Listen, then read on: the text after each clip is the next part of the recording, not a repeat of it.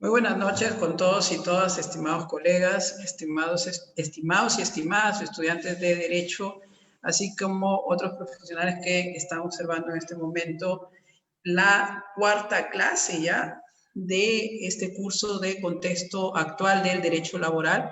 Y en esta oportunidad tenemos el honor de contar con una dama bastante experimentada en estas lides jurídicas y bastante capacitada justamente en la temática que va a tratar el día de hoy. ¿Y cuál es la temática que va a tratar el día de hoy? ¿Quién es la ponente?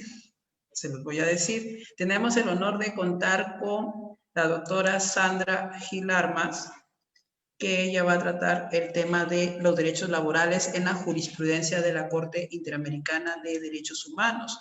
Un punto de vista constitucional, un punto de vista desde los derechos humanos, ese contexto o esos criterios que viene manejando la Corte Interamericana de Derechos Humanos en cuanto a esta rama del derecho, es decir, los derechos laborales. En ese sentido, vamos a leer la hoja de vida de la doctora Sandra para poder conocerla un poquito más, aunque yo creo que ya ustedes la conocen bastante, porque la doctora es bastante solicitada en los eventos. Muy bien, doctora, en ese sentido. De verdad que gracias por la disposición de estar el día de hoy con nosotros.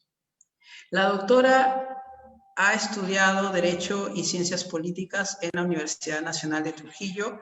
Asimismo, tiene estudios de Derechos Humanos en la Universidad de Buenos Aires, Argentina. También ha sido pasante de la Corte Interamericana de Derechos Humanos de Costa Rica. Es integrante de la Asociación Costarricense de Derecho Internacional, ACODI, Costa Rica. Exdirectora de la Sociedad de Derechos Humanos y Poblaciones Vulnerables de la Asociación Jurídica APES Juris. Asimismo, ha sido invitada muchas veces en concursos internacionales de derechos humanos, como también se desempeña como ponente nacional e internacional, y eso es una de las razones por la que estamos bastante orgullosos de que la doctora esté acompañándonos ahora, porque cada semana la vemos en varios eventos, y eso dice mucho de su capacidad profesional. Y bueno, sin más preámbulos, yo sé que la quieren escuchar a la doctora. Vamos a darle el pase, doctora Sandra Elizabeth Gil Armas. Dios le bendiga y adelante con su ponencia. Muy buenas noches con todos y con todas. Y bueno, no empezar sin antes agradecer la gentil invitación, la confianza y la gran presentación que me ha dado, doctor Daniel. Muchísimas gracias. Soy yo quien lo felicita a usted por todo el trabajo que viene realizando con distintas temáticas y de esta manera poder capacitar tanto a los profesionales del derecho, de otras disciplinas, como estudiantes que de pronto se están formando, y es necesario que tengan una visualización de todas las ramas y de esta manera las puedan interrelacionar. Como ya presentaron, mi nombre es Sandra Gil, para aquellos y aquellas que recién tienen la oportunidad de poder interactuar de alguna manera con cada uno de ustedes. En esta cuarta sesión, respecto al curso especializado Contexto Actual del Derecho Laboral, voy a abordar un tema importante. Si bien es cierto, es un curso sobre derecho laboral, que seguramente muchas veces lo vemos internamente, es necesario que puedan conocer, que podamos conocer cuáles son aquellos instrumentos internacionales, cuáles son las recomendaciones que se dan dentro de una jurisdicción supranacional, y principalmente cuál es la importancia, ¿no? ¿Cuál es la importancia que tiene con nuestro país, si es que tenemos que obedecerlas o no? Y en cada una de los que vamos a mencionar, tanto instrumentos internacionales como lo mencionado por la Comisión Interamericana de Derechos Humanos, la Corte Interamericana de Derechos Humanos, van a poder encontrar el real objetivo que tienen cada una de estas recomendaciones, ¿no? Porque son recomendaciones que no simplemente se encuentran en un papel, las puedo leer y de pronto me puede interesar, no. Son recomendaciones de las cuales nuestros países se han obligado y se han vinculado. Entonces, cuando se vinculan, ¿qué es lo que tienen que hacer? Tienen que obedecer cada una de ellas. Pero el problema incide en que nosotros, como profesionales, desconocemos de cuáles son estas normativas. Iniciamos. La mayoría de los pronunciamientos de la Comisión y de la Corte, y es bueno que yo les dé a conocer, y tenemos que iniciar con esto, siempre han tenido pronunciamiento respecto a algunos derechos.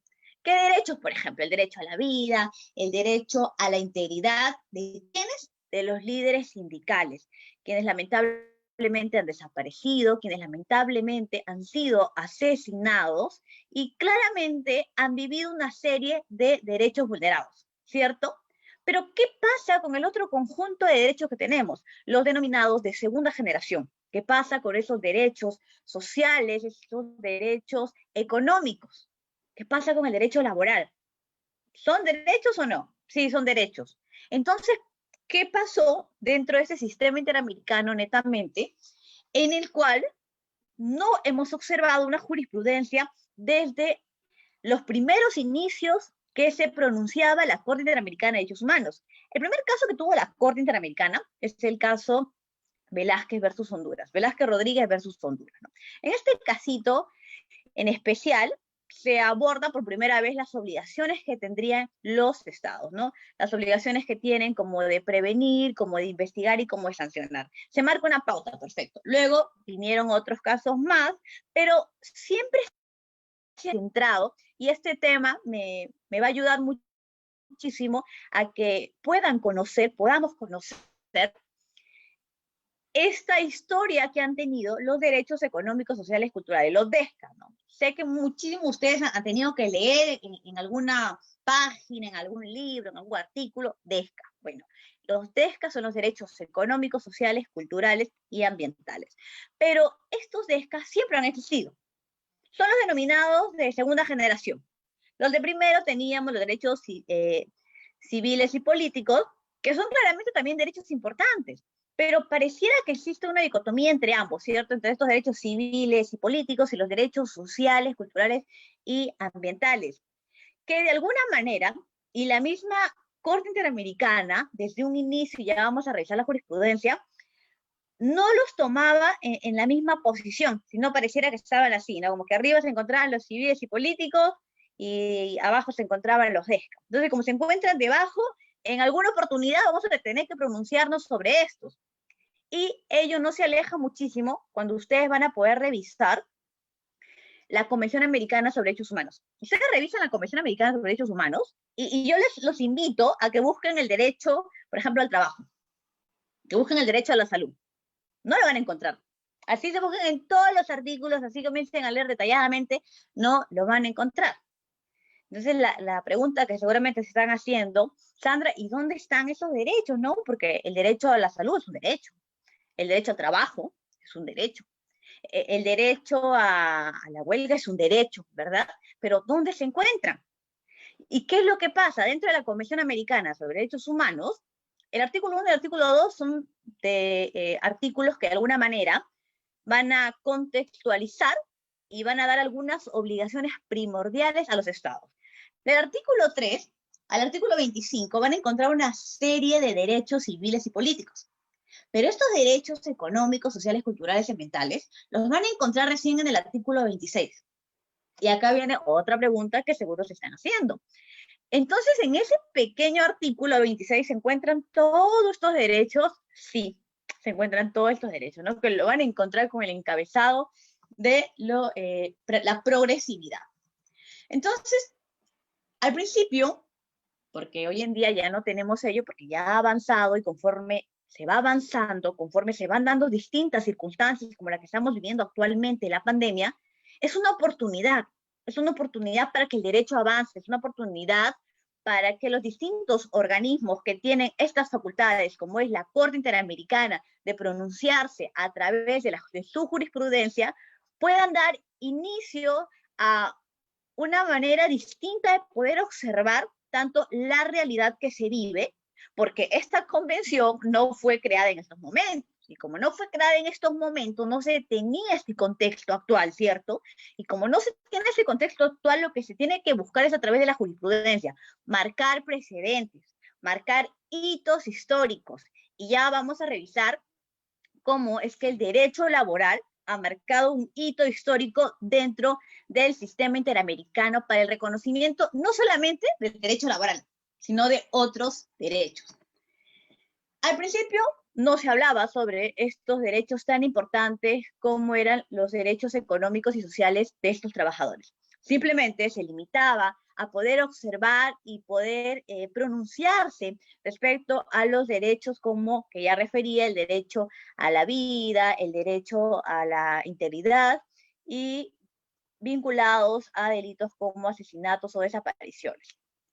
Los derechos laborales. Los derechos laborales tienen dimensiones dentro del sistema internacional de los derechos humanos, sí.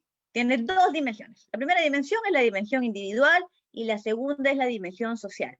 En la dimensión individual, que bueno, ya más o menos podemos hacer una idea, es una dimensión de la persona en sí, es el derecho al trabajo que exige que toda persona, es algo que le están exigiendo al Estado. Óyeme, Estado, toda persona tiene que tener esta disponibilidad de trabajo que pueda acceder a este derecho al trabajo. ¿El trabajo es un derecho humano? Sí, es un derecho humano. No lo voy a abarcar ahora porque tendríamos como que otra sesión para abarcarla. Si no me equivoco, esa sesión también ya la he dado sobre el derecho humano al trabajo, que tiene toda una gama de tanto normativas a través de instrumentos internacionales, como también pronunciamientos, principalmente dados por la OIT, Organización Internacional del Trabajo. Entonces, en la dimensión individual tenemos este derecho al trabajo que tenemos las personas individualmente, pero por otro lado, si yo tengo este derecho, el Estado tiene la obligación, ¿cierto? Una obligación primeramente de que este trabajo se desarrolle en condiciones, ¿qué? En condiciones justas, en condiciones satisfactorias de dignidad. Este es un principio claramente importante, porque no se trata que simplemente yo como Estado diga, bueno, tenemos trabajo, hay trabajo para todos y para todas, pero de pronto este trabajo que se tiene no es de 8 horas, sino es de 15 horas al día. Es con una remuneración claramente que no cubre y que no es la debida. ¿Ustedes creen que el Estado podría realizar ese tipo de condiciones de pronto para poder realizar un trabajo? No. El Estado estaría cumpliendo esta obligación del derecho al trabajo de cada una de las personas, claramente no. Por eso es tan necesario poder mirarla desde esta dimensión individual y poder señalar y precisar cada uno de estos requerimientos necesarios, ¿no? Entonces no olvidemos, condiciones justas, satisfactorias y dignas. Por otro lado, tenemos el derecho al trabajo, que se logra entender como que toda persona tenemos ese derecho. Perfecto. Pero acá viene la otra cara. A ver, podemos realizar cualquier tipo de trabajo como aquel trabajo que se encuentre dentro de lo que se denominaría lícito, aquel trabajo que se encuentre regulado internamente. No quiere decir de que como tenemos este derecho humano al trabajo se puedan realizar aquellas actividades que sean ilícitas, no, sino tienen que ser claramente actividades que sean lícitas, que sean aprobadas y que no contravengan las normativas internas que tengan cada uno de los estados. Por otro lado, cabe precisar de que en esta dimensión laboral se sigue buscando estas condiciones de desarrollo dignas de cada uno de los trabajadores, de las trabajadoras, que puedan garantizar este conjunto de derechos humanos, porque claramente el poder conseguir un trabajo es aquel medio que les va a ayudar a que otros derechos se puedan cumplir, como cuál es el derecho a la alimentación, el derecho a la educación, el derecho a la salud misma. Entonces se encuentran totalmente relacionados, pero parte claramente de este derecho al trabajo, que más que todo es un acceso que va a depender del rol que tenga el Estado y cuáles serían estas políticas. Por otro lado, tenemos en su dimensión colectiva, ¿no? Colectiva es esta dimensión que no solamente ya nos olvidamos de la persona individual, sino vamos a mirar a todo este grupo. ¿Qué diríamos? Los trabajadores tienen derechos que, acá viene un punto muy importante, porque sé que estos derechos son los que justamente se vienen protegiendo y vamos a observar como también existen instrumentos internacionales que ya los tienen regulados, ¿no? Entonces, colectivamente, en su dimensión colectiva, tenemos que los trabajadores tienen derecho a fundar sindicatos. ¿Pueden fundar sindicatos? Sí, claramente, pueden fundar sindicatos. Por otro lado, ¿pueden afiliarse a cualquier sindicato? Sí, pueden afiliarse, pueden salirse, pueden volver a ingresar, claramente, de acuerdo a los requisitos que se tengan, pero tienen toda esa libertad a negociar colectivamente, a negociar con el empleador, a poder decir qué es lo que están solicitando, qué es lo que están requiriendo. Ese es un derecho colectivo que se encuentra reconocido internacionalmente. Y otro de los derechos sumamente importantes, que de alguna manera con este derecho se va a poder verificar, por un lado, cuáles serían los derechos que no se vienen cumpliendo, y por otro lado, se va a ser una oportunidad para el reconocimiento de aquellos derechos que no están siendo reconocidos, o si están siendo reconocidos, simplemente lo tenemos formalmente, mediante una normativa, pero en la ejecución, en el campo, no se dan. ¿Cuál es ese derecho? El derecho a la huelga, ¿no? Ejercer este derecho a la huelga. Entonces tenemos los 4 derechos fundamentales dentro de la dimensión colectiva: fundar sindicatos, afiliarse a cualquier sindicato de su elección, a negociar colectivamente y, por último, ejercer el derecho a la huelga. Ahora vamos a hablar del sistema interamericano. Es necesario que hablemos de este sistema porque tenemos que revisar la normativa internacional a través de estos instrumentos. Claramente son necesarios que podamos conocer. Y acá diríamos, pero ¿por qué el sistema interamericano? ¿No? ¿Por qué no revisamos el sistema europeo? El sistema interamericano es un sistema regional que se encuentra entre los 3 sistemas regionales que se tienen. Y acá vamos a abrir un poquito de paréntesis para poder, aquellos y aquellas que de pronto no conozcan esta diferencia o recién tengan algún contacto con el derecho internacional que tengo a cargo en esta sesión, puedan comprender. Tenemos dentro de todo nuestro sistema, un sistema interno, ¿cierto? Sí, perfecto, que es todo lo que se maneja acá solamente para el Perú y que va a afectar, que tiene efectos para nosotros como peruanos, peruanas, o simplemente aquellas personas que se encuentran bajo el territorio, bajo la jurisdicción del Perú. Pero también tenemos un sistema internacional, y ese sistema internacional se divide en 2. En un sistema universal, que es la Organización de las Naciones Unidas, y claramente también tiene un conjunto de organismos, de comité, de instrumentos. Pero por otro lado, tenemos un sistema regional, y ese sistema regional justamente está dado para poder dar aquellos pronunciamientos y poder tener un conjunto de instrumentos, pero solamente dirigidos para aquellos países de manera específica, ¿no? Que justamente se da una división más que todo por los continentes. Dentro de este sistema regional tenemos a tres sistemas regionales sobre de protección de derechos humanos: sistema africano de derechos humanos, sistema europeo de derechos humanos, y tenemos el sistema interamericano de derechos humanos. El sistema interamericano es aquel sistema que justamente va a regular la protección de los derechos humanos de aquellos estados que son parte de la Organización de Estados Americanos, de la OEA. La OEA sí entiendo de que sí la deben conocer, la Organización de los Estados Americanos, que la conforman los países de Latinoamérica como el Caribe. ¿Nuestro país es parte de la OEA? Sí, nuestro país es parte de la OEA. Entonces, como nuestro país es parte de la OEA, ese sistema interamericano claramente también tiene efectos para nosotros como peruanos, y nuestro país tendría que abrir sus antenitas para poder conocer cuáles son estas normativas, por un lado, cuáles son las recomendaciones y cuáles son los pronunciamientos, ¿cierto? Entonces, ese es el sistema interamericano. Dentro del sistema interamericano hablábamos de la OEA, no hay que olvidar, y existe la Carta de la OEA. ¿Ustedes creen que en la Carta de la OEA se habrán reconocido algunos derechos laborales? Sí, claramente que sí. Les voy a traer algunos de ellos, pero ustedes lo pueden leer de manera íntegra. Y igualmente al doctor Pedro le haré llegar documentos necesarios para que puedan profundizar respecto a los derechos laborales reconocidos tanto a través de la jurisprudencia como también a través del sistema interamericano. Tenemos el artículo 34.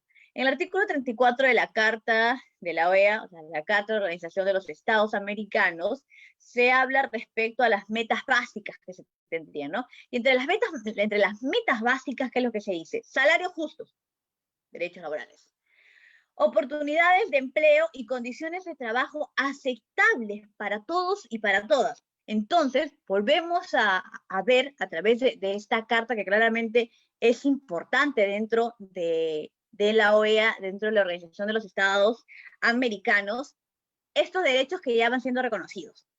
Por otro lado, tenemos el artículo 45 respecto a lo que dispone aplicación de principios y mecanismos. ¿Cuáles serían estos? El trabajo es un derecho, pero también es un deber social. Es un deber que más que todo parte del Estado, a través de las políticas, que ya lo mencionaba al principio, que tiene que implementar para que todos y todas podamos disfrutar de este derecho humano. Pero, ¿qué incluye? Salarios justos. Vamos a tener esos salarios justos. ¿Se dan cuenta cómo reiterativamente a través de la Carta de la OEA, tanto en el artículo 4, artículo 45, se incide en ese tema, ¿no? Los salarios justos, el derecho a la asociación, ya vamos viendo esta dimensión colectiva que analizábamos, el derecho a la negociación colectiva, el derecho a la huelga, volvemos a tener estos derechos que se encuentran dentro de la dimensión colectiva, el reconocimiento de la personería jurídica, tanto de las asociaciones como la protección de esta libertad e independencia que tienen los trabajadores y las trabajadoras, como también el derecho a una política eficiente de seguridad social. Este último derecho que acabo de mencionar es un derecho sumamente importante, ¿no? Porque de pronto trabajamos, de pronto nos encontramos en una edad que de alguna manera nos ayuda a desenvolvernos, a poder brindarnos esa calidad de vida digna que se busca dentro de un sistema de protección de derechos humanos, ya sea universal, ya sea regional. Pero ¿qué pasa? ¿Qué pasa cuando ya no nos encontramos en esta edad en donde podemos estar muy activos, ¿no? ¿Qué pasa con esas personas que ya llegaron a una edad avanzada? Que todos y todas, si Dios lo permite, lo vamos a poder llegar. Entonces, en este punto, cabe recalcar esta importancia del derecho a la seguridad social. Este derecho a la seguridad social también ha tenido todo un avance, tanto dentro de un sistema universal, a través de los pronunciamientos del Comité de los Derechos Económicos, Sociales, Culturales, como también dentro del sistema interamericano. Muchísimas gracias, Jacqueline, que nos está escuchando. Muchísimas gracias. Entonces, bueno, antes de avanzar, si es que tienen alguna postura para poder, al finalizar, poder leerla, si es que tienen preguntas, porque las preguntas son lo que nos va a ayudar, tanto a ustedes como a mí, a poder seguir avanzando en algunos conceptos, ¿no? Si es que es del tema, pues genial. Si es que es de otro tema de derechos humanos, también estoy para poder absolverlas. Tenemos obligaciones que se interponen al Estado, justamente dentro de los derechos laborales. ¿Ustedes qué creen? ¿Sí o no? Sí. Y antes de seguir, cuando los estados son soberanos, perfecto, los estados son soberanos, los estados van a poder elegir qué tratados van a firmar y qué tratados no van a firmar. Pero cuando van a firmar un tratado, es como que cuando uno hace un trato, una persona, ¿verdad? Hace un trato y dice, perfecto, vamos a firmar este contrato. Dentro de ese contrato se encuentra una serie de cláusulas de lo que yo debería de hacer y lo que la otra persona debería de hacer, ¿cierto? Perfecto. Eso lo entendemos muy bien dentro del derecho interno. Pero dentro del derecho internacional sucede algo muy parecido. Los estados, ¿qué hacen? Comienzan a negociar y a decir, hay que colocar este artículo, sí. Yo como Estado sí, acepto. Tú como Estado aceptas, perfecto, aceptamos. Vamos a firmar, vamos a ser parte de un convenio y de un tratado. Entonces, como somos parte de un convenio y de un tratado, lo que se va a hacer justamente es poder obligarme. O sea, el Estado se está vinculando. Entonces acá diríamos, a ver, dentro de la Convención Americana de Derechos Humanos, que nuestro país es parte, el Perú es parte de la Convención Americana sobre Derechos Humanos, o también ya conocida, los van a encontrar también como el Pacto de San José de Costa Rica, simplemente googlean Pacto de San José de Costa Rica, nuestro país es parte, ¿no? Nuestro país es ratificado. Entonces, como lo ha ratificado, nuestro país, ¿qué es lo que tiene que hacer? Tiene que obedecer cada una de estas obligaciones que se señalan, como respetar cada uno de estos derechos. No nos olvidemos el artículo 26, que nos mencionaba los derechos económicos, sociales, culturales y ambientales. Dentro de esto se encuentra el derecho laboral. Entonces, nuestro Estado tiene que trabajar en políticas para la defensa, sí. Nuestro Estado tendría que actuar diligentemente cuando una persona es despedida arbitrariamente, sí. ¿Por qué? Porque es parte de este tratado, como de otros que están justamente diseñados de manera específica para poder tratar temas concernientes a los derechos laborales y a la protección de los trabajadores y de las trabajadoras. Ahora quería contextualizarlos un poquito, pero seguimos con nuestra estructura. Obligaciones que se interponen a los estados. Obligaciones tenemos tanto de efecto inmediato y progresivo a través del tiempo. Y hablar de esta progresividad es importante. ¿Por qué? Cuando hablamos de los derechos económicos, sociales, culturales, recuerda que yo les decía, chicos, revisen el artículo 26. No sé si es que de pronto lo tienen a la mano. Cuando ustedes tengan la oportunidad de leer, y aquellos que ya han tenido, y estamos recordando, el artículo 26 de la Convención Americana sobre Derechos Humanos nos dice progresividad. Entonces, esta progresividad, ¿a qué se determina? El sistema interamericano, cuando se diseñó justamente la convención, se era consciente de lo siguiente. A ver, este conjunto de derechos, el derecho a la educación, el derecho a la salud, el derecho a la alimentación, el derecho laboral, el derecho al trabajo, es aquel derecho que va a necesitar de una progresividad. ¿Por qué? Porque necesita dos aspectos importantes. ¿Cuáles son estos? Necesita por un lado un aspecto técnico y por otro lado un aspecto económico. Entonces, como nos encontramos dentro de un continente, del continente americano, que es el continente que tiene más diferencias, de todos los continentes somos el que más diferencias tiene. No nos parecemos mucho un estado con el otro. Lo único que sí nos parecemos es respecto a temas de corrupción. Ahí sí, no sé con quién competimos, pero ahí vamos casi igual. Pero respecto al manejo de nuestra política, de nuestra economía, no, que hay una gran diferencia. O sea, hay muchísima diferencia entre un estado frente a otro estado. Y como hay esta diferencia, es que se mencionaba esta progresividad, que va a ser necesario que a través del tiempo los estados trabajen para el cumplimiento, de alguna manera, que se pueda dar en algún momento, de manera oportuna, de manera íntegra respecto a todos estos, ¿no? Entonces, cuando hablamos de estas obligaciones, netamente sobre derechos laborales, tenemos que mencionar que se va a necesitar de una progresividad. Se va a necesitar de un hacer del Estado como de un no hacer respecto a los comportamientos y resultados. Aún no hacer es, yo como Estado no voy a violar estos derechos. ¿Perfecto? Ok, yo no violo. Pero ahí termina mi trabajo como Estado, ahí terminan mis obligaciones como Estado. No, Estado. Está bien, tú no estás violando los derechos, pero necesitamos que puedas aplicar estas obligaciones de hacer. ¿Cuáles son estas obligaciones de hacer? Necesitamos políticas públicas, necesitamos leyes que nos puedan amparar, que puedan amparar a los trabajadores, a las trabajadoras. Entonces, a las madres trabajadoras. No, al último creo que vamos a leer las preguntas, doctor. Sí, correcto. Ok, porque muchísimas gracias a los que están escribiendo. Genial, que sigan escribiendo más preguntas para poder seguir abarcando un poquito más de temas. Entonces, el Estado, perfecto, yo Estado no violo, estamos muy bien, pero Estado tenemos que trabajar en política, porque si no trabajas en políticas, no estás realizando el trabajo, estas obligaciones como deberían de ser. Obligación de respetar, obligación de proteger, obligación de cumplir esta progresividad y no regresividad. Yo como Estado, por ejemplo, no voy a decir, bueno, vamos a sacar algunos empleos, perfecto, ya, vamos a sacar empleos, y de pronto, yo como Estado digo, no cuento con una capacidad económica suficiente, entonces ya no, cerramos y más bien a aquellas personas que iban a tener alguna ganancia de un presupuesto X, le vamos a reducir. ¿Qué es lo que estamos haciendo? Una regresividad, ¿cierto? Ya no vamos en el avance. O sea, ya no estamos en esta progresividad, sino ahora nos encontramos en esta regresividad. Y como estamos hablando de la regresividad, para ello, esta regresividad es lo que el sistema interamericano, el sistema universal, el sistema internacional de derechos humanos no acepta. Entonces, no a la regresividad y sí a la progresividad.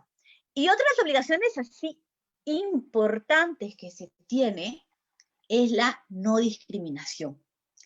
Ese principio de la no discriminación la van a encontrar en el artículo 1.1 de la Convención Americana sobre Derechos Humanos. ¿Qué nos dice el artículo 1.1? El artículo 1.1 nos menciona estados tienen que proteger a todas las personas que se encuentran bajo su jurisdicción sin discriminación y con igualdad. Artículo 1 es con el cual se inicia, porque justamente es necesaria que los estados puedan comprender la importancia que tiene este principio de la no discriminación. Principio que para la Corte Interamericana de Derechos Humanos ha sido ya categorizada como parte del Jus Cogens, que es una de las fuentes, y dentro de la Comisión Interamericana es dada como uno de los pilares fundamentales del sistema de la Organización de los Estados Americanos, ¿no? Entonces, el poder aplicar estas políticas sin discriminación. ¿Y por qué se hace necesario ello? ¿Ustedes creen por qué es importante hablar de la no discriminación? Es importante hablarla porque en el mundo existe personal de la gran mayoría, pero también existen grupos que se encuentran en situación de vulnerabilidad. ¿No? En situación, no son grupos vulnerables, no. Es en situación de vulnerabilidad por algunas características que comparten. Y cuando hablamos, por ejemplo, de trabajo, de derechos laborales, y esta es una realidad que no se aleja, justamente escuchaba hace 2 días, recuerdo, algo que no es que me sorprendió, pero sí es lamentable poder escucharlo. Para los hombres, entre los hombres y las mujeres, para nosotras como mujeres, para ustedes como mujeres que me están escuchando, es más difícil poder acceder a un cargo, poder acceder a un trabajo que para los hombres. Y acá diríamos, ¿y las mujeres se encuentran dentro de estos grupos en situación de vulnerabilidad? Sí, se encuentran dentro de estos grupos en situación de vulnerabilidad, por lo cual se refuerza la importancia de este principio de no discriminación. Entonces, los estados tienen que ser conscientes de que, a ver, las mujeres son un grupo en situación de vulnerabilidad, son un grupo que históricamente han tenido una discriminación, que históricamente sufren también esta violencia estructural como violencia en sus distintas modalidades, ¿perfecto? Entonces hay que reforzar políticas que sean dirigidas para estas mujeres, para este grupo en específico. Por otro lado, tenemos también los grupos de los y las migrantes, que es otro de los grupos en situación de vulnerabilidad. Y claramente cuando hablamos de las migrantes, son aquellos que por estas condiciones que comparten, por estas características, lamentablemente son foco de discriminación. Entonces, como son foco de discriminación, ¿no? Yo como empresa digo, no quiero contratar a una persona que no sea del Perú. Tienes el derecho de hacerlo como empresa, sí. Para ello, va a ser necesario que el Estado pueda regular, ¿cierto? Entonces, el Estado tiene que regular políticas dadas con este principio de no discriminación, pero sí con el de igualdad, y de este modo poder proteger a aquellos grupos en situación de vulnerabilidad. La Convención Americana de Derechos Humanos impone algunas obligaciones en específicos cuando hablamos de esos derechos laborales. La primera consiste nuevamente, yo me abstengo. Yo como Estado no voy a cometer ninguna violación, yo como Estado me mantengo lejos de aquellas violaciones que se podrían dar, pero por otro lado, aquellas de hacer, ¿no? Entonces ya veíamos este tema de las políticas públicas que se hacen necesarias para que se pueda ejecutar, para lo que se encuentra internamente, externamente, traerlo internamente a nuestro Estado. Vamos a hablar un poquito de los derechos económicos, sociales, culturales, y vamos a extendernos un poquito más en el análisis del artículo 26. Análisis del artículo 26, ¿qué nos dice? Los Estados partes se comprometen a adoptar todas las providencias, tanto en el nivel interno, como también mediante una cooperación internacional, ¿no? Entonces se va a hacer necesaria esta cooperación internacional. Y acá me permito hablar de lo siguiente. Actualmente nos encontramos ante un Estado en el mundo está aconteciendo un hecho sin precedentes, ¿perfecto? Un hecho sin precedentes, el cual es necesario para poder contrarrestarlo, un avance científico. Eso todos lo sabemos. Entonces, dentro de ese avance científico, ¿ustedes creen que de alguna manera pueda ser nuestro país, que pueda sacar alguna vacuna, que pueda sacar alguna cura? Podría ser, no digo que no. Pero más que todo, tomando en cuenta todo ese desarrollo científico, considero de que existen otros países justamente avanzados, existen otros continentes avanzados que van a poder sí encontrar alguna solución. Y como van a poder encontrar alguna solución, es que justamente se va a necesitar de esa cooperación internacional. Y esta cooperación internacional ya la encontramos dentro del artículo 26 de la Convención Americana sobre Derechos Humanos, que nos dice, es necesaria esa cooperación internacional para poder lograr también el desarrollo progresivo de los derechos económicos sociales. No olvidemos, cuando hablamos de estos derechos, nos estamos refiriendo claramente a los derechos laborales porque se encuentran dentro de los derechos sociales. Existen tratados internacionales, instrumentos internacionales en los cuales ustedes podrían encontrar los derechos laborales para poder hacer un llamado de estos derechos internamente. Sí. Primero, la Declaración Americana de los Derechos y Deberes del Hombre, ¿no? En él vamos a poder encontrar algunos capítulos dirigidos, direccionados a esta protección de los trabajadores y las trabajadoras. Primeramente, tenemos el derecho al trabajo y a una justa retribución.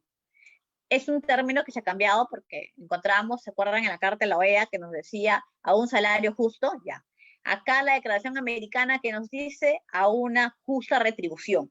Entonces, nuevamente se vuelve a incidir en este tema, siendo que, repito, la misma idea para los que de pronto no la escucharon o de pronto no la están relacionando. Esta justa retribución se hace necesaria, siendo de que a través del trabajo las personas van a poder tener el dinero justamente para poder darse estas condiciones de vida digna, ¿no? Para poder ofrecerse tanto a ellas mismas como a sus familiares una vida que tenga aquellas condiciones normales, vitales y básicas.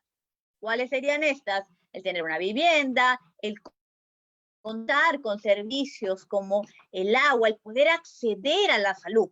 Entonces son condiciones que no son privilegios, no para nada.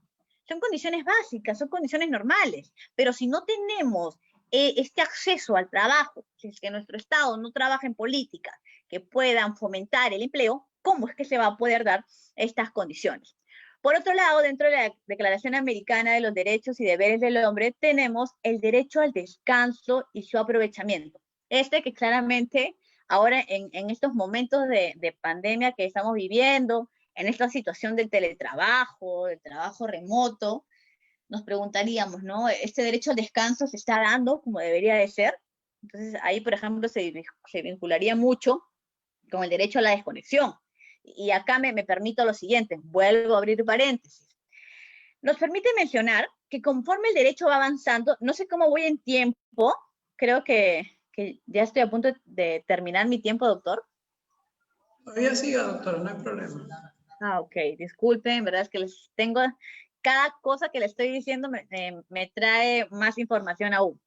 Este derecho a la desconexión que les mencionaba, como otros derechos que en esta era digital están apareciendo, son aquellos que nos están permitiendo que comencemos a avanzar. Ahora, por ejemplo, se habla del derecho al Internet, ¿no? El derecho al Internet que se ve muy vinculado al derecho laboral.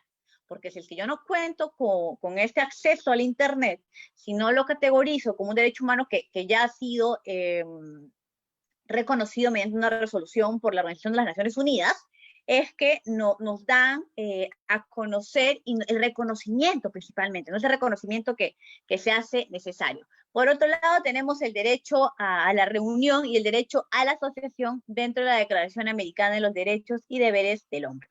Ahora vamos a revisar la Convención Americana sobre Derechos Humanos. No se olviden que también lo pueden encontrar como el Pacto de San José de Costa Rica, ¿no? En el artículo 6 tiene un derecho muy importante, que es la prohibición de la esclavitud y la servidumbre. ¿Y por qué? ¿Por qué lo menciono?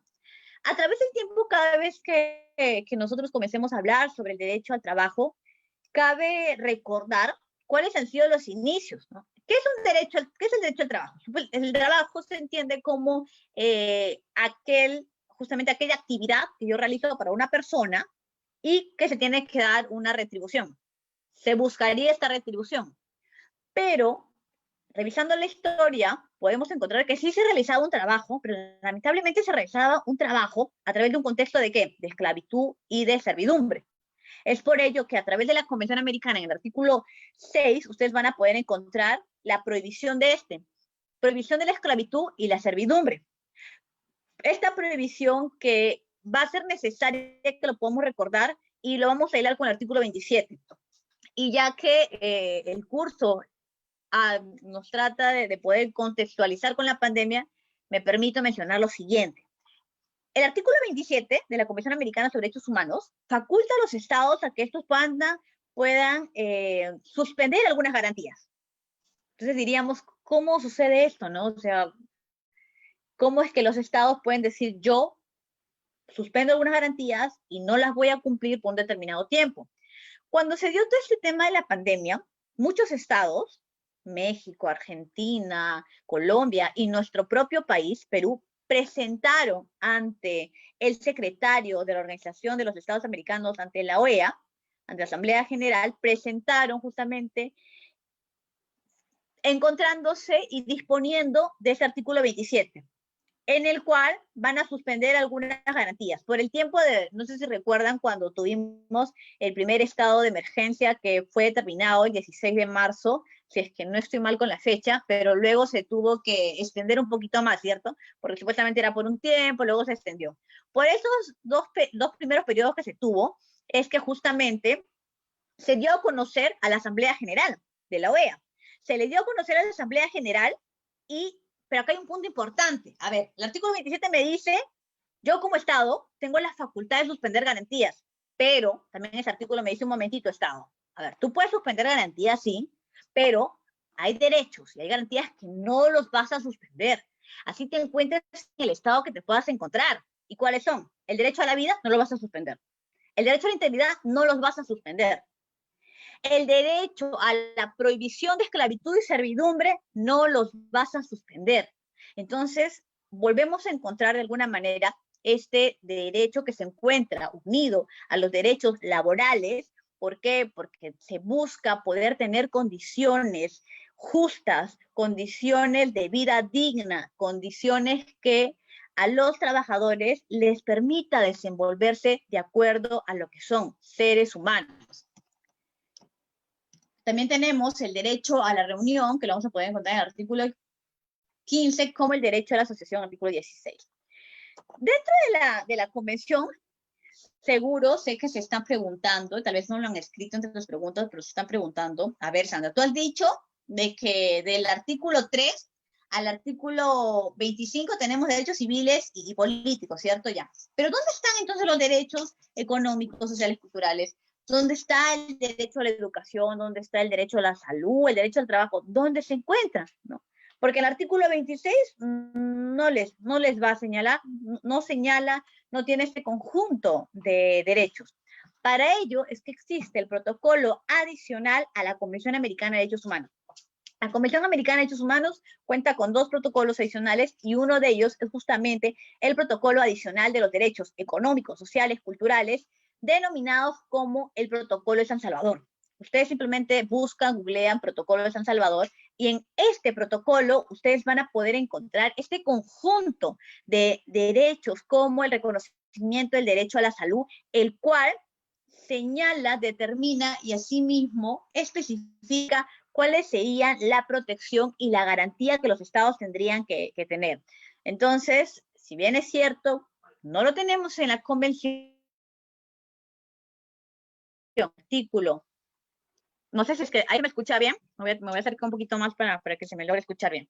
No lo tenemos en la Convención Americana, pero el artículo 26 nos va a permitir a través de este protocolo adicional del San Salvador poder tener esa relación de los derechos económicos, sociales, culturales, ¿no? Y acaba lo siguiente, Pero Sandra, cuando la Corte Interamericana de Derechos Humanos tiene un casito, ¿no? Tiene un casito, se entiende de que ese caso va a ser estudiado de acuerdo al cumplimiento de los estados con la Convención Americana de Derechos Humanos. ¿Cierto? Sí. Entonces, ¿qué pasa con el protocolo? Que es un instrumento internacional. Sí, es un instrumento internacional. Entonces, ¿cómo es que la Corte puede hacer un llamado, puede verificar el cumplimiento o no?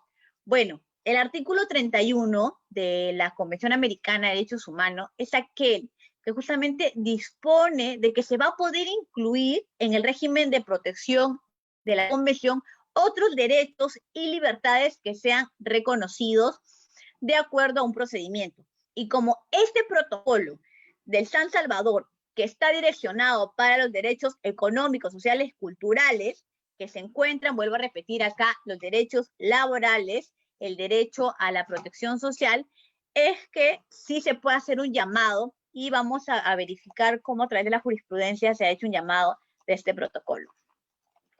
Tenemos otro instrumento que justamente es aquel que está muy dirigido, que está de manera específica, y acá ustedes van a poder encontrar una gama de derechos de los y las trabajadoras. Me refiero a la Carta Internacional Americana de Garantías Sociales del Trabajador. Esta tiene derechos individuales, derechos colectivos, tiene obligaciones y un conjunto que nos va a permitir conocer, que nos permite reconocer para que de esta manera los estados puedan encontrar de que el trabajador no solamente tiene derecho a tener un trabajo, que el trabajador o la trabajadora no solamente tiene derecho a recibir un salario, sino también una serie de cuestiones que ya los laboralistas, las laboralistas, aquellos que se encuentren en formación también dentro de esta rama tan bonita de protección, de uno de los grupos que cuando encontramos en una empresa son los, voy a determinarlos, no sé si sea la manera más correcta, pero uno de los más débiles de pronto por la no protección que se tiene, es que van a poder hacer revisar, ¿no? Revisar esta Carta Internacional Americana de Garantías Sociales del Trabajador. Entonces, en los derechos individuales, vamos a mencionar algunos de estos por temas de tiempo, solo algunos. Tenemos la libertad de trabajo, ¿no? Puede elegir no de trabajar o no. Educación para el trabajo. Entonces, también es necesario que sea una educación, una formación respecto al trabajo. El salario, un salario que sea justamente adecuado, una jornada ordinaria de trabajo, el descanso semanal remunerado, el descanso en feriado, las vacaciones anuales remuneradas. Entonces, podemos encontrar ya que este instrumento es específico en el cual tenemos de una manera más extendida, más especificada, más detallada estos derechos. Entonces, esos son los derechos individuales. No los estoy mencionando todos, no, solo algunos, pero no se preocupen que todo este material lo voy a pasar al doctor Pedro para que él se los haga llegar. Entonces, y si no me equivoco, esta clase también está siendo grabada y van a poder tener la normativa y volver a revisarla, ¿no? Los derechos colectivos. En los derechos colectivos tenemos la negociación colectiva, tenemos la participación en utilidades, la libertad sindical, de poder elegir si es que me meto en un sindicato, si es que me salgo, si es que me vuelvo a ingresar, la libertad de poder crear los propios sindicatos, los fueros sindicales, y también este derecho a la huelga. Ahora vamos a revisar, porque ya sé que nos queda poco tiempo, vamos a revisar la Comisión Interamericana de Derechos Humanos. La Comisión Interamericana de Derechos Humanos es uno de los organismos que se encuentra dentro del Sistema Interamericano de Derechos Humanos, el cual justamente tiene funciones tanto para los países que son parte de la OEA, como para aquellos países que han firmado la convención, si es que para los que han firmado la Convención Americana sobre Derechos Humanos. Entonces, tenemos un punto muy importante, pero este se encuentra dentro de este Sistema Universal de Derechos Humanos, que me refiero a la OIT, que es la Organización Internacional del Trabajo. Esta OIT es justamente la creada para poder tener esta relación, pero una relación en tres aspectos: una relación de empleador, una relación de Estado y una relación del trabajador. Entonces, una relación tripartita que se tiene, ¿no? Esta relación tripartita que se tiene es aquella que justamente se está regulando y se viene regulando a través de la OIT con los distintos convenios. Entonces, tiene muchísimos convenios que justamente están direccionados para algunos aspectos. Y se tenía un caso respecto de Baena Ricardo versus Panamá, este caso dentro del sistema interamericano, en el cual se hacía necesario aclarar y establecer la competencia que tendría la Comisión Interamericana de Derechos Humanos respecto a la OIT, porque no olvidemos que la OIT se encuentra dentro de un sistema universal y la Comisión Interamericana se encuentra dentro de un sistema regional que es el sistema interamericano, ¿no? Entonces, a ver, si bien es cierto, no se tiene una competencia como tal, o sea, que la Comisión Interamericana no podría determinar si un Estado es responsable o no por la violación de los derechos que se encuentre dentro de los convenios que son parte de la OIT, pero asimismo no se puede, y la Convención Americana de Derechos Humanos, San José de Costa Rica lo menciona, no se puede de alguna manera tener algunas normas que limiten o restrinja el desenvolvimiento o desarrollo de otras normativas, ¿no? Entonces, en el cual se va a poder, aun cuando no se tenga competencia como tal, se va a poder hacer un llamado de estos convenios. Ahora vamos a hablar de los informes. La Comisión Interamericana de Derechos Humanos tiene una serie de funciones, ¿no? Tiene funciones que realmente son estas de proteger, de promover, de verificar cuál es el cumplimiento de los derechos humanos por parte de los distintos estados. Y entre ellas tiene la función de poder emitir distintos informes temáticos, informes por países. Y respecto a estos informes, cuando hablamos de los derechos de las mujeres, se tuvo un informe para nuestro país, un informe del 2000. Y en este informe, pues no fueron gratas noticias las que se tuvo. Lo que se mencionó es que justamente el retroceso que se produjo en el Perú durante el gobierno del señor Alberto Fujimori, en donde en este gobierno se limitaron los derechos de las mujeres relacionados con la maternidad. Entonces, la Comisión Interamericana de Derechos Humanos, en este informe específico respecto al tema de los derechos de las mujeres, constituyó de alguna manera el retroceso en materia de derechos laborales dirigidos para las mujeres. Por otro lado, respecto a informes sobre salarios mínimos, vamos a tener acá, espero para ustedes, el informe de dos países. Por un lado, el de Paraguay, 2001, y por otro lado, nuevamente, el de nuestro país, con el año 2000. Respecto al 2001, ¿qué es lo que se mencionó? Que muchos países de la región pues no cumplen con este salario mínimo que se debería de otorgar y que las empresas son renuentes a poder cumplir con este salario mínimo. Y en nuestro país el informe fue peor. En nuestro país se mencionó lo siguiente. En nuestro país se dijo que ese salario mínimo que se tiene realmente no cubre el costo de vida de una canasta familiar básica. O sea, que no estamos hablando, y sí, sé que a todos les trae recuerdo esta fecha, ¿no? El año 2000, que realmente pues se vivía una crisis. Entonces, la Comisión Interamericana pudo verificar a través de este informe respecto a los salarios mínimos que ese salario mínimo que se da en nuestro país pues ni siquiera alcanzaba para poder sobrevivir, porque hablar de una canasta familiar básica, estamos hablando de poder tener acceso a cuestiones esenciales, a cuestiones normales, no a privilegios, sino a cuestiones básicas que son necesarias. Ahora vamos a revisar, porque ya sé que el tiempo nos está ganando. Me hubiese gustado tener un poquito más de tiempo, pero nos está ganando el tiempo. Vamos a revisar algunos casitos. No sé si está siendo grabada esta clase, doctor Pedro.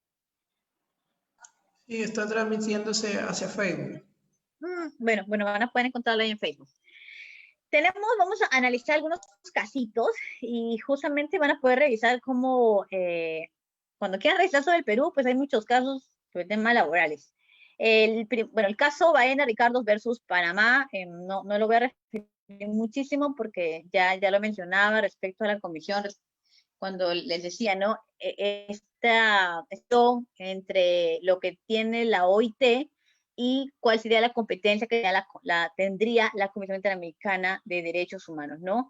Pero en este caso en específico, y ahora voy a contextualizar un poco. A ver, nosotros, dentro del sistema interamericano, digo nosotros, me incluyo porque me encanta mucho esta rama de derechos humanos, es que vamos a poder observar cómo a través del tiempo se tuvieron casos, y esa fue la primera idea que tuve al principio, ¿cierto? La primera idea que tuve al principio era lo siguiente. A ver, siempre hemos visto el análisis de derechos civiles, ¿no? Derechos políticos, derechos como a la vida, a la integridad. ¿De quiénes? De los trabajadores, de aquellos líderes sindicales.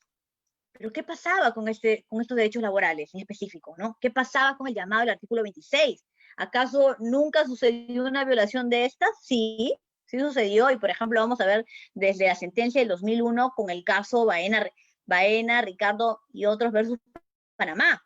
En este caso en específico, la Comisión Interamericana no mencionó el artículo 26, no mencionaba el artículo 26. Ellos no lo hicieron, pero los representantes del Estado, de las víctimas, perdón, claramente sí lo hicieron, haciendo, porque justamente el derecho que se había violado en este caso en específico era el derecho a la libertad de asociación sindical. Entonces, este derecho a la libertad de asociación sindical se encontraría cuando abrimos nuestra convención, ¿en dónde? En el artículo 26. ¿Cierto? En el artículo 26 de los derechos económicos sociales, específicamente los derechos sociales. Entonces, la comisión, pues no hizo un llamado al artículo 26 en lo absoluto. Los representantes de las víctimas sí lo hicieron, porque justamente se hablaba de un despido arbitrario de la víctima y reposición en que se había justamente dado. Y acá vamos a ver un poquitito para que puedan conocer qué es lo que principalmente alegaron en sí los representantes de las víctimas, ¿no? Los representantes de las víctimas son aquellos que están representando a las personas que se habría violado sus derechos. Y digo se habría porque todavía tiene que entrar un proceso. En este caso en específico se declaró la responsabilidad internacional del Estado de Panamá, entonces en este caso sí se violó el derecho, perfecto. Pero cuando ustedes lean algunos casitos que recién estén ingresando al sistema interamericano, les recomendaría que siempre utilicen esa terminología, ¿no? Se habría violado, porque no podemos hablar de una violación como tal hasta que la misma Corte la pueda mencionar. Bueno, respecto al despido arbitrario que se habría cometido en este caso en específico, hay que hablar sobre la privación injusta del empleo que tuvo, el derecho que se le fue negado como a una remuneración, el beneficio de otros temas y derechos laborales que se tendría, y la interrupción del acceso a que puedan acceder a un seguro social. Entonces, todos estos derechos fueron vulnerados claramente con el despido arbitrario. Despido arbitrario que no fue mencionado, vuelvo a repetir, por la comisión. ¿Y qué es lo que hace la Corte? La Corte, entonces, ¿qué decía? A ver, la comisión no me hace un llamado al artículo 26, pero yo como Corte al menos voy a dar algunas reparaciones que estén focalizadas para el cumplimiento de los derechos, pero no voy a mencionar la violación del artículo 26. Y esto lo vamos a seguir viendo, lo vamos a volver a ver en el caso Trabajadores Cesados del Congreso versus Perú. Entonces, esta sentencia de 2006, en la sentencia se dio todo un tema de despidos a estos trabajadores del Congreso, una gran cantidad de trabajadores del Congreso, ¿no? Entonces, con lo cual, nuevamente la Comisión Interamericana no vuelve a mencionar, o sea, no, tenía la oportunidad nuevamente en el 2006 con esta sentencia a poder mencionar la violación del artículo 26 de los derechos sociales, porque estamos hablando de derechos que habían sido violentados respecto a los trabajadores, claramente. No los menciona, pero la Corte Interamericana nuevamente en su sentencia trata de mencionar algunas reparaciones. Y principalmente lo que se hacía desde un inicio era de alguna manera poder relacionarlo con otros derechos civiles y políticos.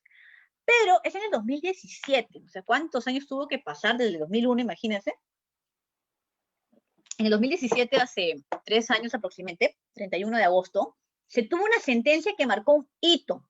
Marcó un hito y marcó un precedente entre el antes y el después. La sentencia, esta sí las invito a que lo puedan leer. La sentencia Lagos del Campo versus Perú. Con esta sentencia, por primera vez en la historia de la jurisprudencia de la Corte Interamericana, la Corte manifiesta y resuelve la violación directa del artículo 26, que dice al Estado peruano, tú eres responsable internacionalmente por la violación del artículo 26.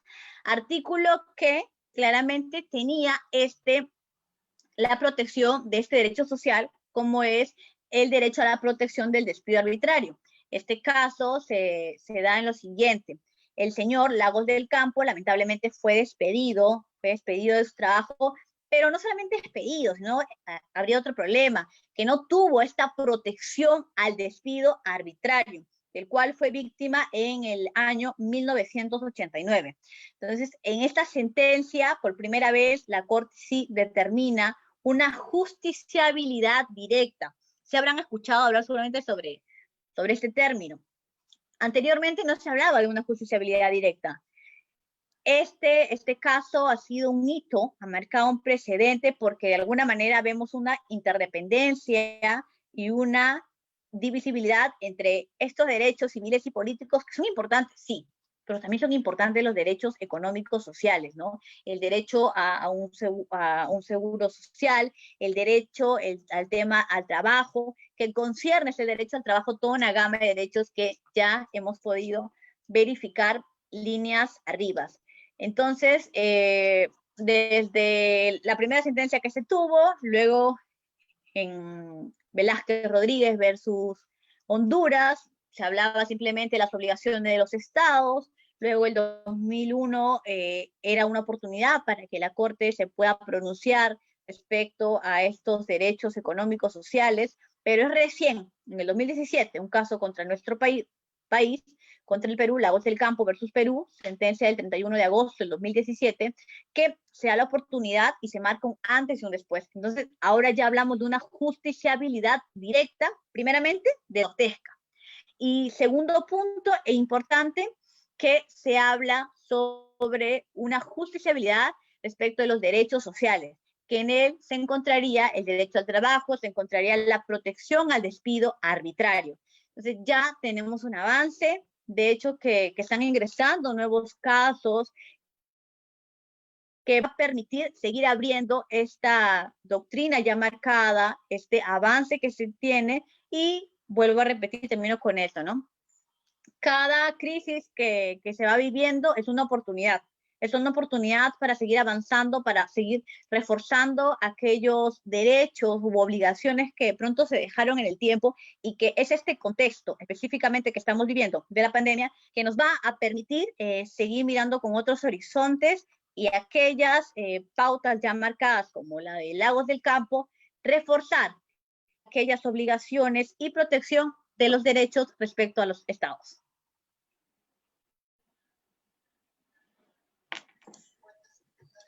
Doctora, no sé si podrá ahorita responder algunas preguntas.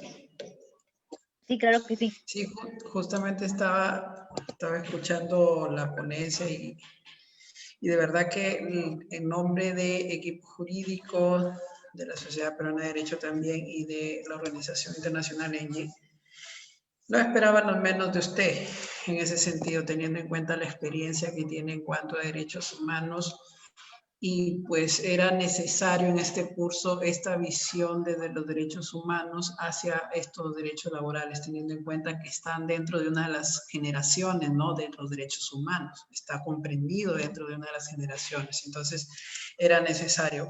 Pero tenemos aquí una pregunta, al menos en Zoom, un par de preguntas, y dice lo siguiente: los derechos humanos de las madres trabajadoras, ¿hasta dónde se cubren? Es un poco ambigua la pregunta, pero supongo será cuál es la esfera de protección de los derechos humanos de las madres trabajadoras, ¿no? Muchísimas gracias. ¿Quién hizo la pregunta? De pronto. Francisco Arrona. Muchísimas gracias, estimado Francisco. Y esto me permite lo siguiente, porque no he tenido tanto tiempo, pero como digo, cada pregunta me ayuda más bien.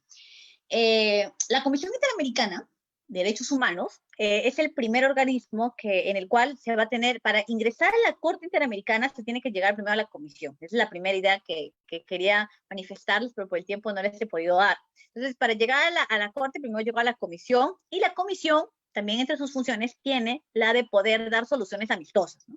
Entonces, la comisión va a poder dar soluciones amistosas y de pronto dice, bueno, vamos a arreglar este problema acá para no llegar hacia la Corte, porque llegar hacia la Corte, queridos colegas, es todo un proceso tedioso, ¿no? Es todo un proceso que nos va a llevar años.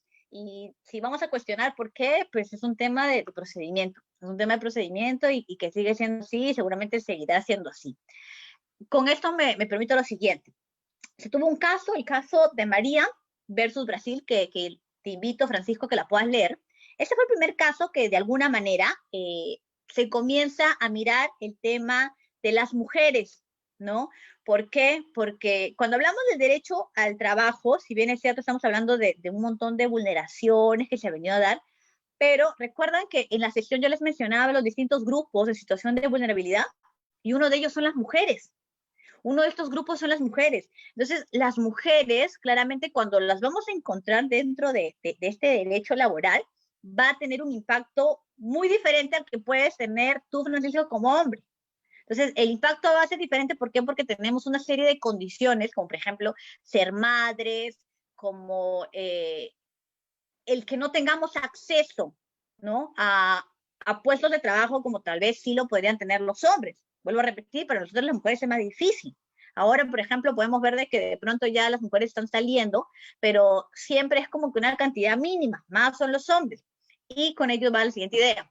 En este caso, la María versus Brasil, es que la comisión comienza a ver por primera vez el tema de mujer, ya que se hablaba de un tema de violencia, un tema de violencia a las mujeres respecto a un tema de que estas mujeres trabajaban, eran no remuneradas claramente, trabajaban, y como trabajaban, justamente lo que se buscaba de alguna manera, se estaba dando una discriminación, una desprotección a las mujeres, y era un caso, este caso llegó, el caso de María, pero cada uno de los casos que llegan al sistema interamericano es aquella respuesta o aquel modelo de la sede.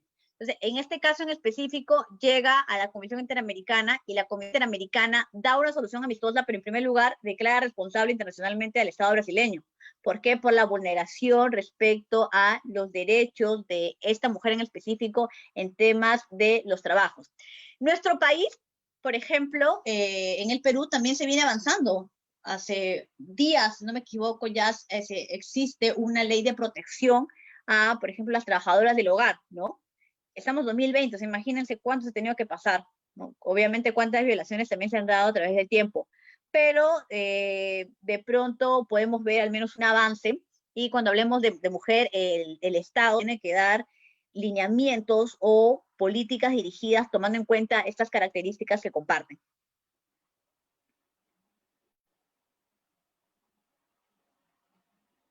Listo, yo creo que esta pregunta que usted acaba de responder justamente responde una segunda, que era ¿dónde podía encontrar jurisprudencia al respecto? Y yo creo que acaba Bueno, de justamente de dar. Exacto, tenemos, pero Sí, también creo le que voy a mencionar otro casito. Adelante, doctora. ¿Sí? Bueno, para que puedan también comprender un poquito más. Tenemos el caso Trujillo versus Ecuador. No, Trujillo no es de Trujillo de nuestra nacional, de nuestro país, no, es el apellido de la señora Trujillo versus Ecuador, y en este caso en específico lo siguiente, ¿qué es lo que sucede?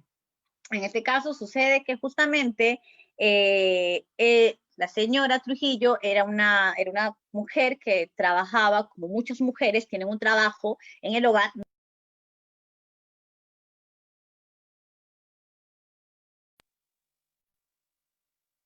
Ya, es un trabajo no remunerado. Y como es un trabajo no remunerado, acá vamos a poder encontrar, por ejemplo, y la vulneración al derecho que se daba era la seguridad social, nuestras aportaciones que se vienen dando. Entonces, ¿qué hizo la señora Trujillo? La señora Trujillo, pues no tenía un trabajo, y dentro del Estado de Ecuador, lo que se hacía era regular esta seguridad social pero para aquellos profesionales y aquellos profesionales hombres, ¿no?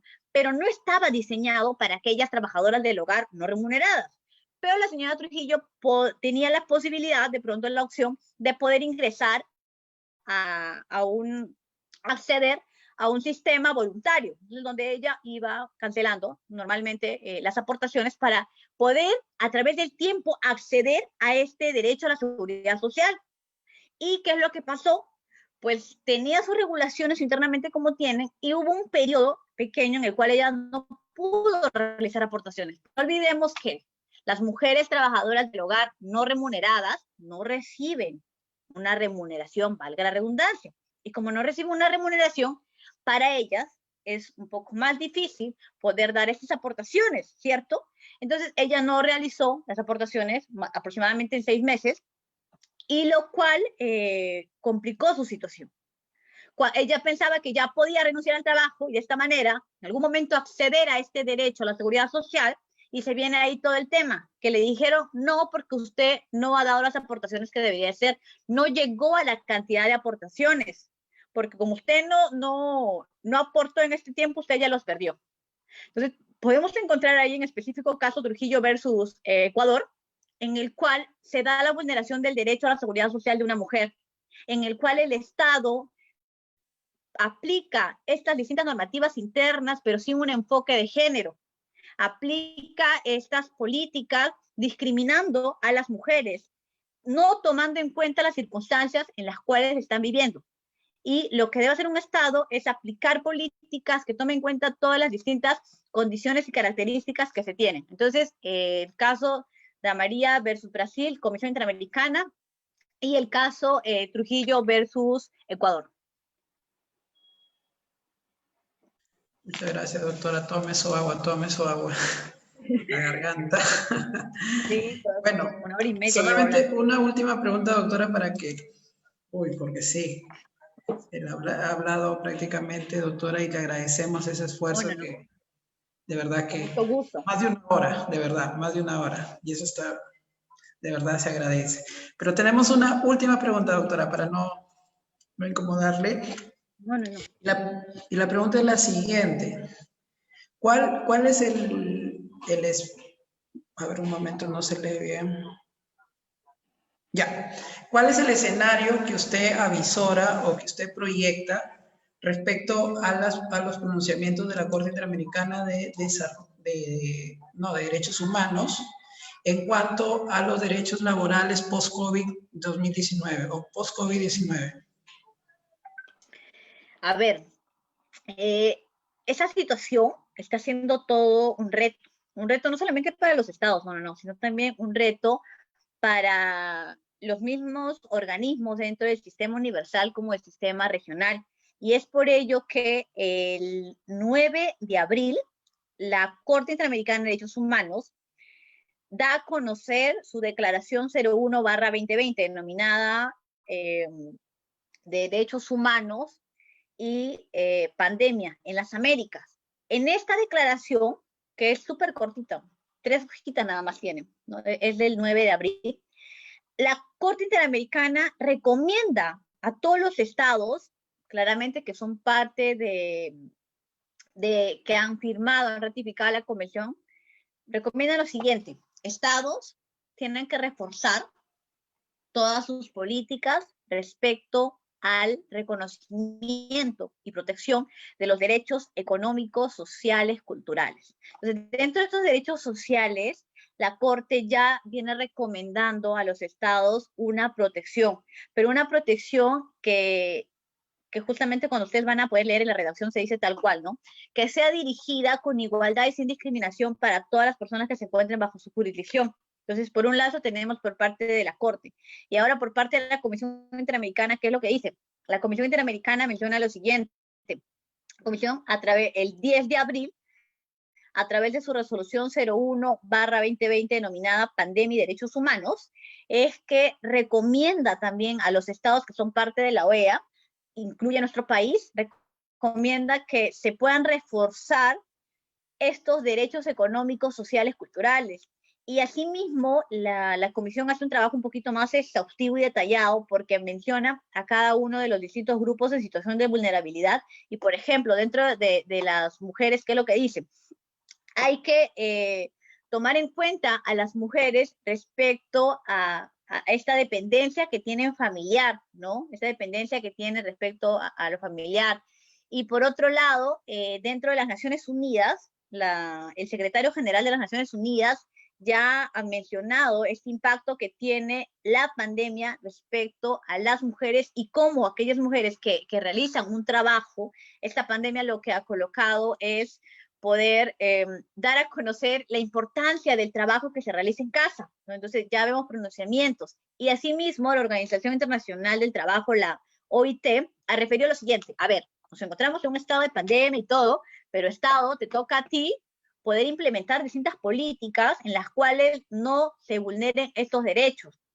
Seguramente se están dando y aquellas restricciones, y acá viene una siguiente reflexión, se han venido dando desde el inicio de la declaración de esta pandemia, ¿no? Por parte de la OMS, y aquellos estados de emergencia, estados de excepción que se han dado en los distintos países, como en el nuestro también, distintas restricciones. Restricciones que de alguna manera ayudan a poder evitar el brote, pero por otro lado son aquel foco para que los estados puedan violar una serie de derechos, como por ejemplo los derechos sociales, que serían los derechos laborales, perfecto. Se han dado muchísimos despidos y esa no es una idea alejada para ninguno de nosotros.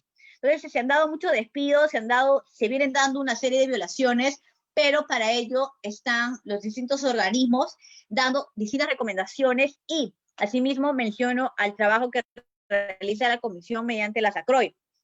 La SACROI está recibiendo tanto las peticiones individuales como también el poder implementar algunas medidas cautelares respecto a algunos derechos que están siendo vulnerados en estos momentos.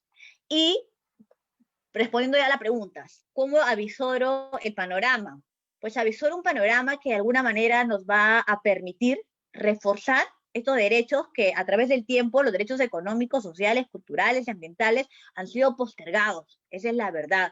Han sido postergados, la misma Corte siempre ha sido un poquito renuente al tocarlas. Imagínense, recién en el 2017 se habló de la justiciabilidad directa, o sea, hace 3 años, pero ese contexto va a ayudar a reforzar estos derechos y va a ayudar a que los estados implementen mayores políticas para cumplir las obligaciones que se tienen. Entonces, esta situación es una oportunidad, considero que sí, es una oportunidad para reforzar los distintos derechos que a través del tiempo han sido postergados.